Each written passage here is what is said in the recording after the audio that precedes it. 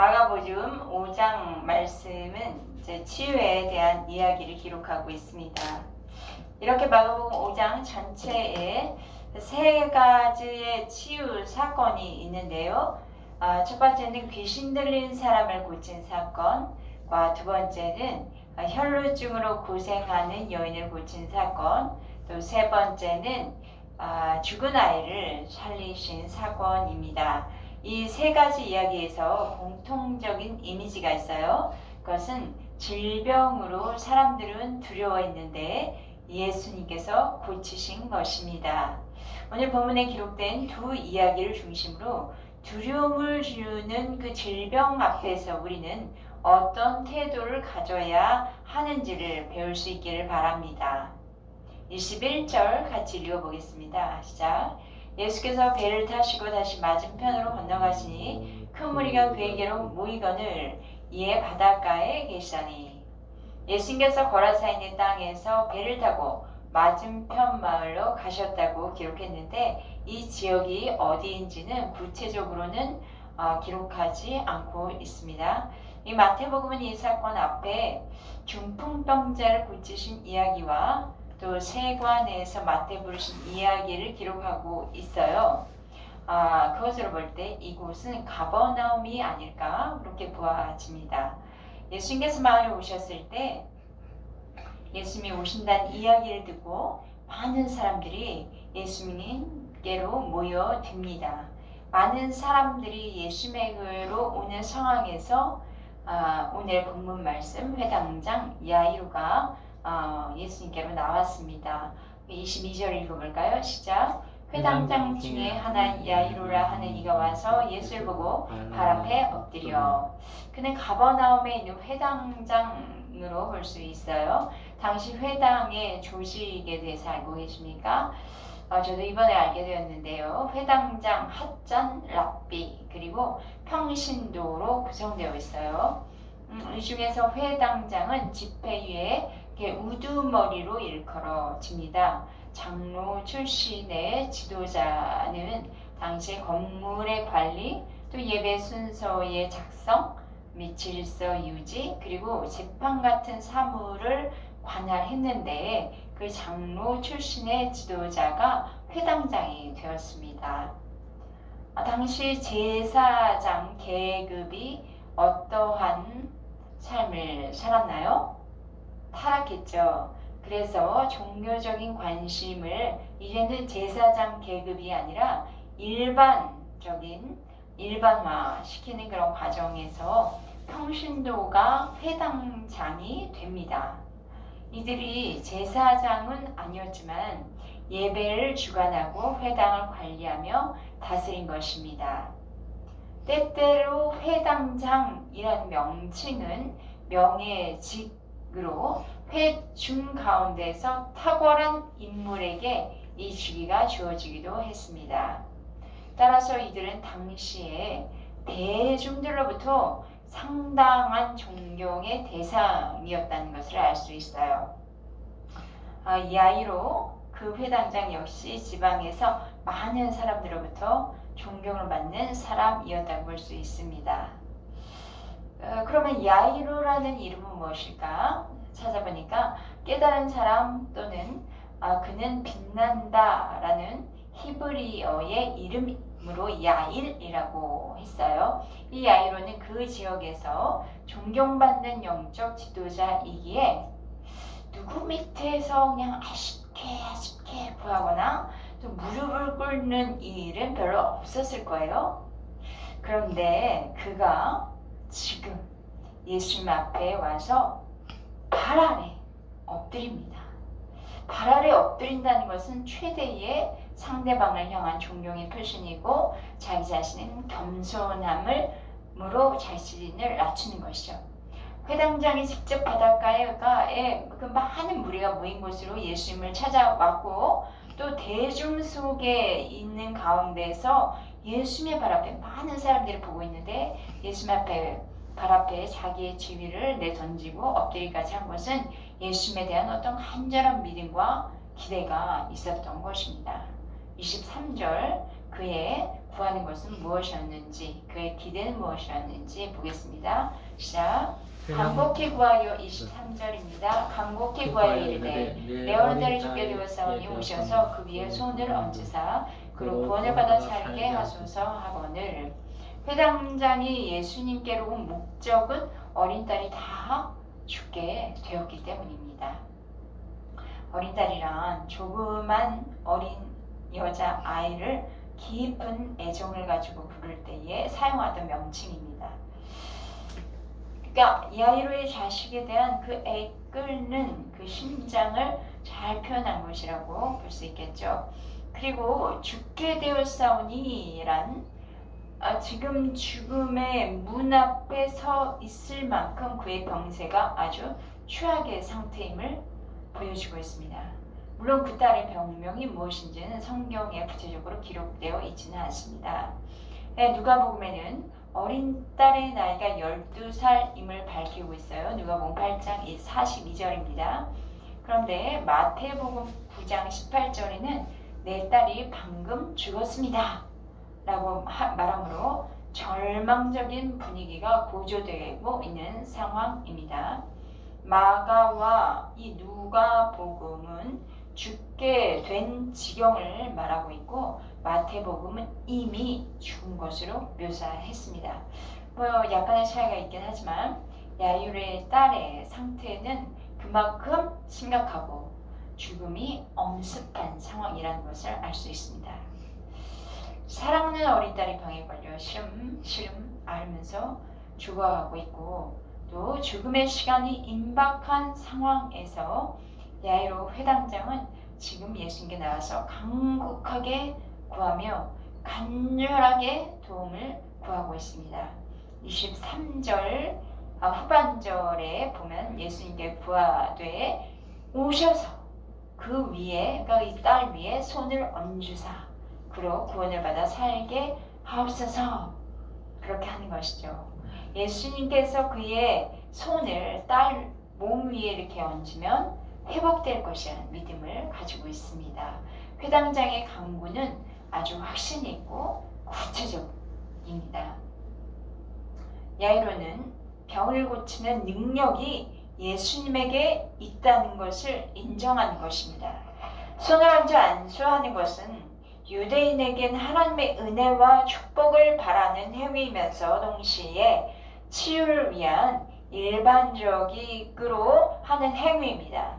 오셔서 내 딸에게 손을 얹어달라고 간구한 것은 예수님의 능력과 예수님의 권위를 인정하면서 예수님께서 베푸실 은혜를 절대적으로 의존하는 것입니다.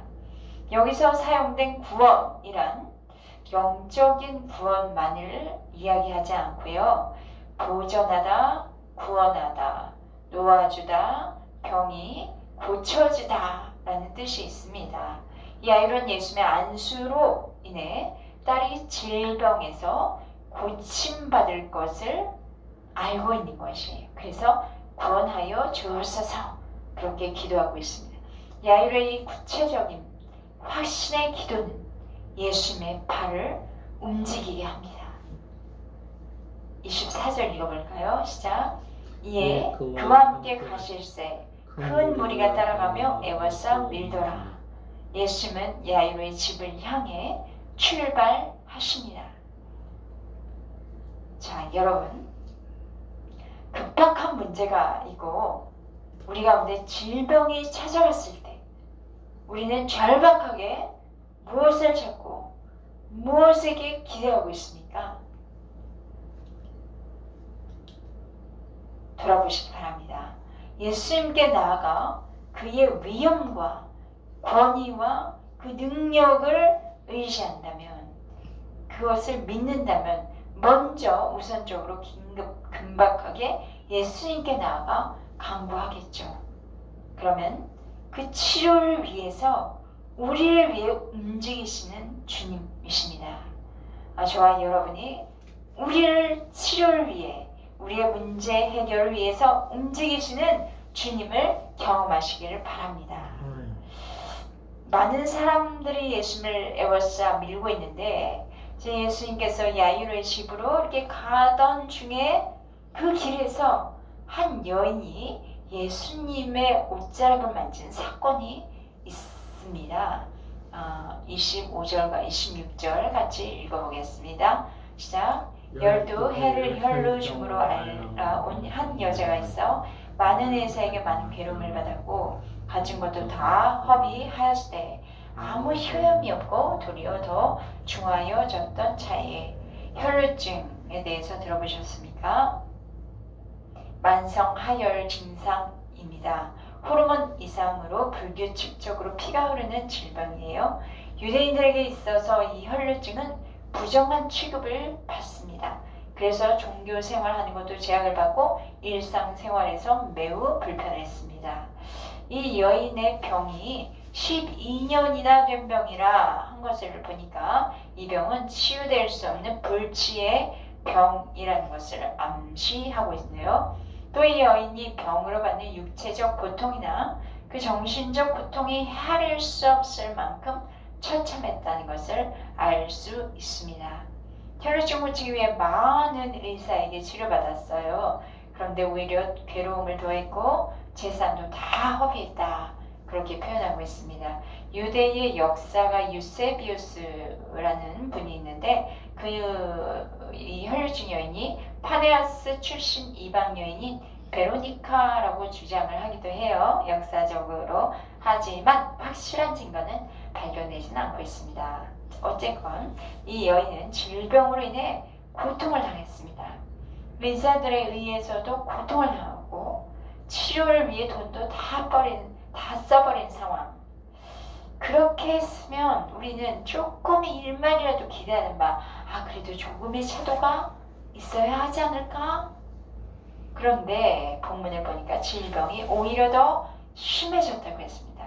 아마 이 여인은 피해의식이 많이 쌓여 있었을 것입니다. 그런 여인 어떻게 했을까요? 저 같으면 수도 없이 남 탓하면서 원망했을 것 같은데요. 27절, 29절 혈루증 여인의 어떻게 했는지 보겠습니다. 예수의 소문을 듣고 무리 가운데로 끼어 뒤로 와서 그의 옷에 손을 대니 이는 내가 그의 옷에만 손을 대어도 구원을 받으리라 생각함일로라. 이에 그의 혈로 근원이 먹은 마름에 병이 나은 줄 몸에 깨달으니라. 여인의 고통과 피해의식으로 이제는 아무런 희망도 없습니다. 뭔가 붙잡을 데가 없는 거예요. 그러던 중에 예수님에 대한 이야기를 듣게 됩니다. 위대한 의사이신 예수님이 행하셨다, 이렇게 치유하셨다 라는 간증들을 들었겠죠. 그래서 여인의 마음에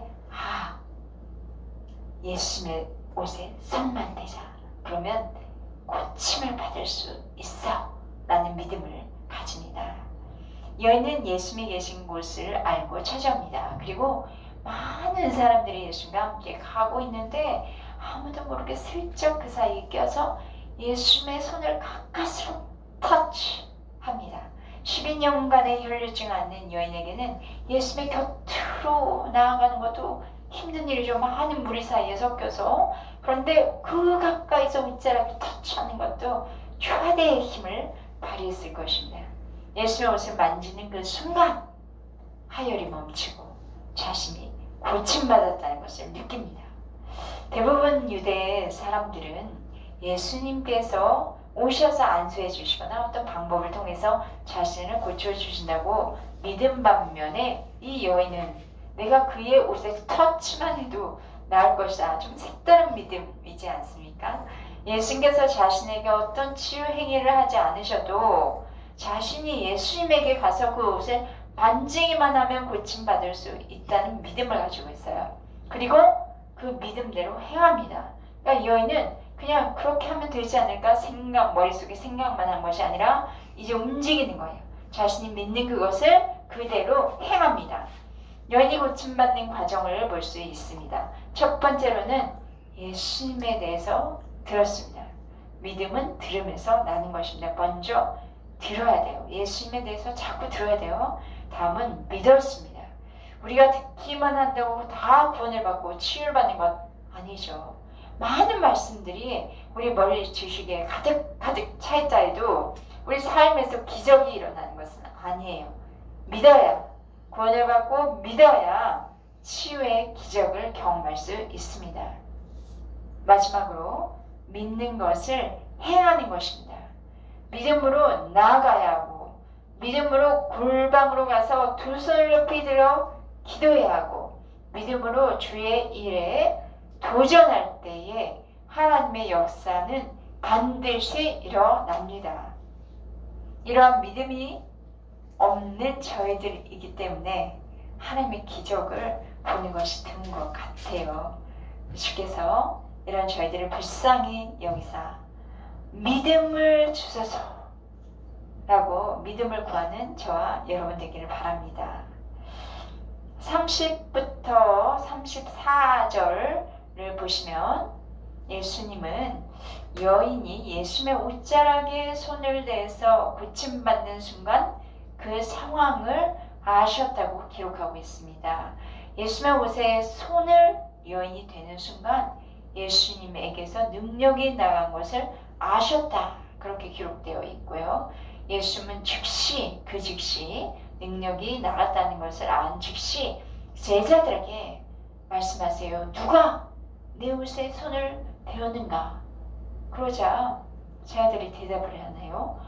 사람들이 이렇게 많은데 누가 예수님에게 손을 대었는지 어떻게 알 수가 있겠습니까? 그러자 제자들이 그렇게 대답함에도 예수님은 그냥 그러니까 하지 않으시고 주변을 둘러보시면서 누가 내 옷에 손을 댔는가 하고 그 옷에 손 댄 여인을 찾으십니다. 여인은 병고침을 받았지만 예수님께서 자신 찾으시는 것을 알고 매우 두려워합니다. 두려워한다는 말은 무서워하고 놀라며 존경하다 또는 경외하다라는 의미도 포함되어 있습니다. 여인은 예수님 앞에 두렵고 떨림으로 나와요. 그냥 샥 피해버릴 수 있는데 예수님의 그 음성을 듣고 나옵니다.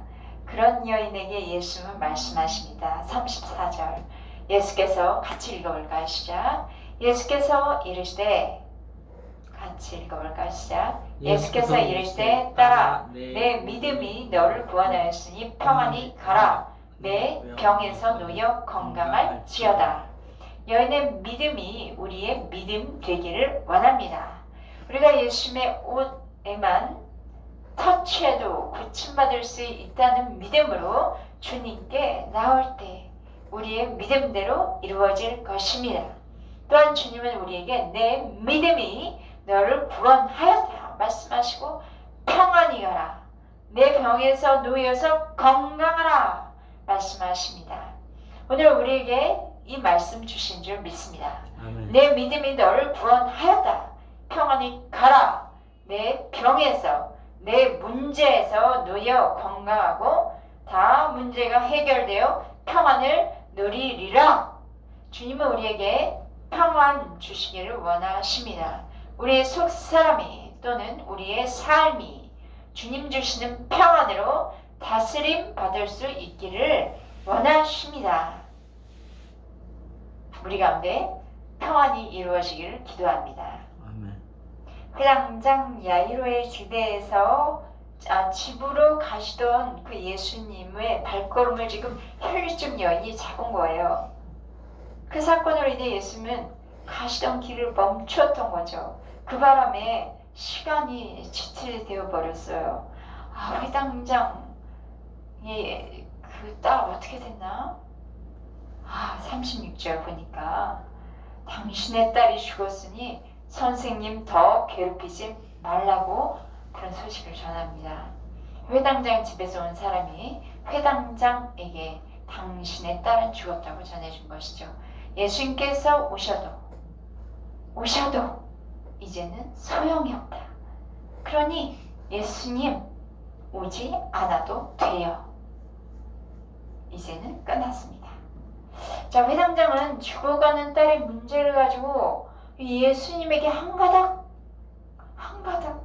그 희망을 걸고 예수님 그 말에 오실 길 기다리고 있었고 또 예수님에게 찾아가서 엎드려 간구까지 했거든요. 예수를 모시고 가고 있었던 거예요. 얼마나 흥분되고 기대되는 순간이었어요. 그런데 딸이 죽었다. 회당장 야이로에게는 끝이다 라는 소리죠. 딸이 죽었다. 절망적인 소식입니다. 예수님께서 길에서 지체하지만 않으셨다면 하는 그런 원망한 마음도 있지 않았겠어요? 대부분 문제가 진행되다가 탁 멈추게 되면 이 사람 탓, 뭐 저런 환경 탓하는 것이 인간의 연약함입니다. 야이로에게는 이제는 예수님 집으로 가는 것도 소용없는 일이 되었고 모든 것이 절망일 뿐입니다. 그런 상황에서 예수님은 미안하다 그러셨나요? 그러실 수도 있는데 한번 읽어볼까요? 36절입니다. 시작. 예수께서 그 하는 말 곁에서 들으시고 회당장에게 이르시되 두려워하지 말고 믿기만 하라 하시고, 이 말은 딸이 죽었다는 소식에 마음이 두려움으로 흔들리지 말라. 지금껏 날 향해 지니고 있던 그 믿음, 그것을 계속해서 지니라는 말씀입니다. 아이가 죽었으니까 더 이상 예수님의 도움이 필요 없다, 그렇게 생각할 수 있죠. 그러나 예수님은 이렇게 말씀하시는 거예요. 아이가 죽었다고 해도 내 믿음 흔들리지 말고 내가 나에게 와서 딸 구원하여 살게 해달라고 한 그 믿음 계속 유지하고 있으라는 말씀입니다. 상황에, 안 좋아진 상황에, 부정적인 상황에 속지 말고 예수님을 움직이게 한 그 믿음을 계속 지키라는 말씀입니다. 부정적인 상황으로 인해 두려움이 내게 엄습하더라도 그 두려움은 우리를 속이는 사탄의 짓이에요. 두려움은 내어 쫓고 믿음을 그 두려움이 있던 곳에 계속 간직하고 예수님께 구하여라는 말씀입니다. 이미 딸이 죽었다는 이야기를 들은 회당장, 아무것도 할 수 없다, 그런 두려운 생각과 절망, 좌절을 느꼈을 터인데 예수님은 그런 회당장에게 정말 실제로 아무것도 할 수 없는 상황이죠. 예수님이 하실 치유를 믿기만 하라 말씀하신 것입니다. 우리에게 필요한 것은 두려워하지 말고 믿기만 하는 것입니다. 우리 앞에 수많은 문제들과 어려움들이 있죠. 그러나 어떤 어려움과 두려움이 있더라도 우리가 두려워하지 말고 믿기만 하면 오직 주님이 주신 믿음의 말씀, 약속의 말씀을 굳게 의지하기만 하면 믿은 대로 하나님의 역사는 반드시 일어날 줄 믿습니다. 37절과 43절 말씀인데요. 이 가운데 내용은 예수님이 베드로와 야고보와 또 요한만을 데리고 가세요. 그러니까 그 외에는 아무도 따라오지 못하게 합니다. 기적을 행하기 위해서는 온전한 믿음의 환경이 준비되어야 하는 것입니다. 그런 가운데 불신적인 요소가 있으면 하나님의 그 기적의 역사가 일어나기는 잘 일어나지 않습니다. 예수님께서 회당장 집에 가셨을 때에 사람들이 다 울고 있었어요. 슬픔이죠. 죽음의 사망의 요소가 그것을 다 덮고 있습니다. 예수님은 그들에게 울지 말라 하시고 아이가 죽은 것이 아니라 잔다 말씀하십니다. 자는 사람, 죽음은 끝이라는 생각으로 할 수밖에 없는데 자는 사람은 깨우면 일어나지 않습니까? 사람들 아이가 죽은 것을 알기에 예수님께서 잔다라고 하시니까 뭐야 지금 서로 비웃은 거죠.